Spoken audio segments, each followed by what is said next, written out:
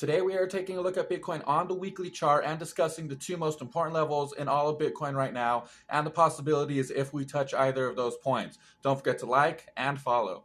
So the two most important levels in all of Bitcoin right now are the $28,500 range and the $25,000 range. Now, if we look left on our rise up to $70,000, we can see 28,500 provided great support twice and briefly provided support during the bear market until we crashed through and it became resistance, which we are currently battling. Now, another point of resistance that popped up was the $25,000 range here and here. And also, we did create a nice inverse head and shoulders here at our potential bottom, which provided a lot of support to crack this level. And now we're hitting the $28,500 level. So here are the three options, I think, going forward that make the most sense. So option one, which is the most boring option, but I think the most likely, is that we will fail to break this $28,500 level for now, but that we will run sideways in this $25,000, $28,500 range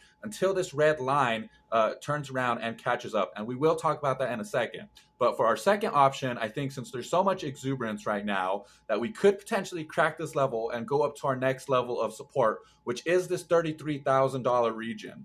Now, I don't think this will be long-lived, and I think we will still end up turning over and coming back down somewhere into this range or even on top of the 28,500 level support, again, until our red 50 moving average catches up. And for our third option, the most cataclysmic is we failed to break 28,500. We also crashed through our support at $25,000 and we retest our double bottom. All right, let's talk about this red line, which is our 50-week moving average and the most important moving average in all of Bitcoin. As you can see, it provides support for us on the way going up. And when we eventually crashed down, that was the start of the bear market. Now, keep this in mind. We did rally up to the red line, which got a lot of people's hopes up, but ultimately that failed and we came crashing down. But we have broken up again, and we're going to take a look back in time and show you why this is so important.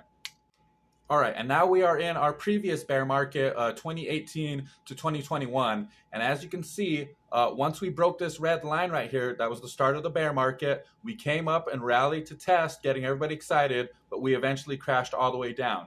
Now we came back up to test the red line, and once we breached that, it was fireworks and the start of the bull run. Now, the only difference here is that we had the 2020 COVID crash, which was a black swan event and a little out of the ordinary. But as you can see, once we broke this red line again and held the S support, it was fireworks and we marched all the way back up to $70,000.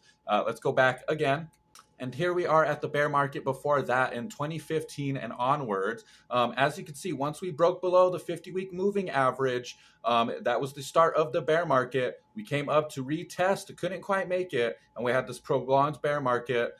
Here we also couldn't break the red line and had this nice double bottom form. But once we did break above the red line, that was the start of the bull market. And once we held support and our red line caught up, it was fireworks after that.